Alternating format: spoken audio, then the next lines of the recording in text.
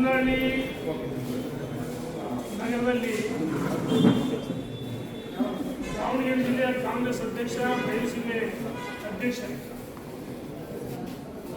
ನಮ್ಮ ಮುಖಂಡರುಗಳ ಮೇಲೆ 16 ಬಾರಿ ಹಲ್ಲೆಯನ್ನು ಮಾಡಿದ ಜೂಬಿಲಿಟಿಯಾಗಿದೆ.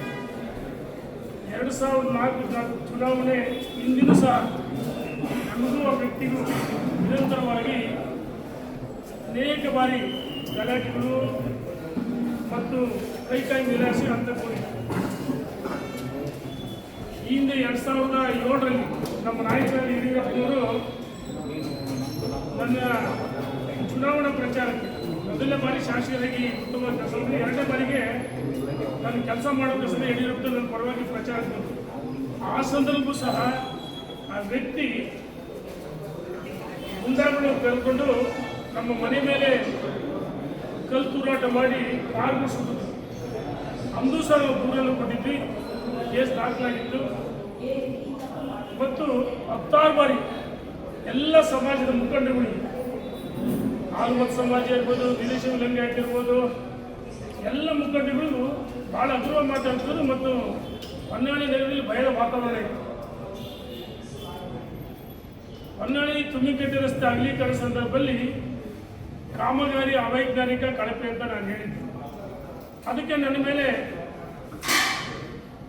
ಭಾರತೀಯ ಜನತಾ ಪಾರ್ಟಿ ಸಭೆ ನಡೆಯುವ ಸಂದರ್ಭದಲ್ಲಿ ಎಲ್ಲಿ ಸಭೆ ಮಾಡು ಅಲ್ಲಿ ನೀನು ಬಂದು ಕೊಳಪಟ್ಟಿ ಹೊಡಿತೀನಿ ಅಂತೇಳಿ ಧಮಕಿ ಹಾಕಿದ್ದ, ಜೂಬೆದರಿಕೆ ಹಾಕಿದ್ದ.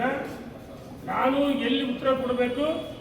ಹೊನ್ನಾಳಿ ನ್ಯಾಮತಿ ಅವಳಿ ತಾಲೂಕಿನ ಕಾರ್ಯಕರ್ತರು ಮುಖಂಡರು ನನ್ನನ್ನು ಮನೆಯ ಮಗರಂತೆ, ತಮ್ಮ ಸಹೋದರಂತೆ ನನ್ನ ಕಂಡರೆ. ನಾನು ಒಬ್ಬ ಜಾತ್ಯತೀತ ವ್ಯಕ್ತಿ. ಅನಗತ್ಯವಾಗಿ ಜಾತಿ ಸೃಷ್ಟಿ ಮಾಡಿ ಎಲ್ಲ ವರ್ಗದವರು ವಿರೋಧಿಯಾದ ನಾನು ಸ್ಪಷ್ಟವಾಗಿ ಹೇಳಿದ್ದೀನಿ, ಗುಂಡ ಅಂತ ಹೇಳಿದ್ದೀನಿ. ಈಗಾಗಲೇ DG ಅವರಿಗೆ ದೂರನ್ನು ಕೊಟ್ಟಿದ್ದೀವಿ, ತಕ್ಷಣ ಬಂಧಿಸಬೇಕು. ಮತ್ತು ನಾನು ಸವಾಲಾಗಿದ್ದೀನಿ ಅಂತ, ಸಂಗೊಳ್ಳಿ ರಾಯಣ್ಣ ವೃತ್ತಕ್ಕೆ ನಾನು ಒಬ್ಬರೇ ಬರ್ತೀನಿ, ನೀನು ತಾಕತ್ತಿದ್ರೆ ಮುಟ್ಟು ಅಂತ ಹೇಳಿದ್ದೀನಿ. ನಮ್ಮ ರಾಜ್ಯದ ಅಧ್ಯಕ್ಷರ ಗಮನಕ್ಕೆ, ವಿಜೇಂದ್ರ ಗಮನಕ್ಕೂ ತಂದಿವಿ. ಮತ್ತು ಇಲ್ಲೇ ನಮ್ಮ ಪಾಲಕ್ಷೇಪ ಹೊನ್ನಾಳಿ ನ್ಯಾಮತಿ ಅವಳಿ ತಾಲೂಕಿಗೆ ಬಂದು ನಡೆಯೋ ಸಂದರ್ಭದಲ್ಲಿ ನಮ್ಮ ಪಾಲಕ್ಷೇಪದ ಮೇಲೆ ಮ್ಯಾನ್ ಹ್ಯಾಂಡಲ್ ಮಾಡಿದ್ವಿ. ಕುರುಬ ಸಮಾಜ ಅಧ್ಯಕ್ಷರವರು, ಪಟ್ಟಣ ಪಂಚಾಯತಿ ಮಾಜಿ ಅಧ್ಯಕ್ಷರು, ಈ ರೀತಿ ಕೆಲವರಿಗೆ ಕೊಲೆ ಬೆದರಿಕೆಗಳು ನಿರಂತರವಾಗಿ ಮಾಡ್ತಾರೆ. ಇನ್ನೂ ತೀರ್ಮಾನ ಮಾಡಿದ್ವಿ, ಅದು ಒಂದು ಕೊಚ್ಚೆ ಮೇಲೆ ಕಲ್ಲು ಹಾಕಿದರೆ ಅದು ನಮಗೆ ಸಿಡಿಯುತ್ತೆ.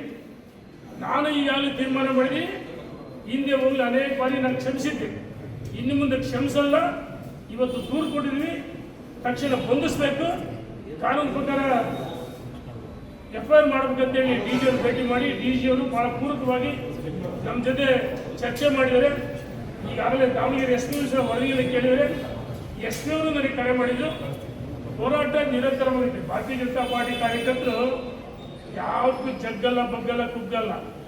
ಹೊನ್ನಾಳಿ ನ್ಯಾಮತಿ ಅವಳಿ ತಾಲೂಕಲ್ಲಿ ನಾನು ಹೇಳಿದ್ದೀನಿ, ಇದು ಹೊನ್ನಾಳಿ ನ್ಯಾಮತಿ ಬಿಹಾರ ಅಲ್ಲ. ಬಿಹಾರದಲ್ಲಿ ಗುಂಡಾ ಸಂಸ್ಕೃತಿ ಇತ್ತು. ಮೊನ್ನೆ ಬಳ್ಳಾರಿ ಘಟನೆ ನೋಡಿದ್ದೀನಿ. ಅಂತ ಬಿಹಾರದಲ್ಲಿ ಗುಂಡಾ ಸಂಸ್ಕೃತಿಯನ್ನು ಬಿಹಾರದ ಪ್ರತಿಯೊಂದು ಮತದಾರ ತಿರಸ್ಕಾರ ಮಾಡಿ ನರೇಂದ್ರ ಮೋದಿಜಿಯವರ ನೇತೃತ್ವದಲ್ಲಿ ನಮ್ಮ ಸರ್ಕಾರವನ್ನು ಅಧಿಕಾರದಲ್ಲಿ ನನಗೆ ಸವಾಲಾಗಿದ್ದಾರೆ. ಆ ಸವಾಲನ್ನು ಸ್ವೀಕಾರ ಮಾಡಿದ್ರಿ.